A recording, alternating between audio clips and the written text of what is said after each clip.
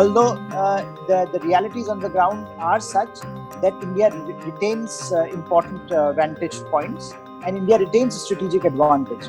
But China, with its better infrastructure, with its better military capabilities, perhaps thinks that this is the time to push India, to see how far India will go.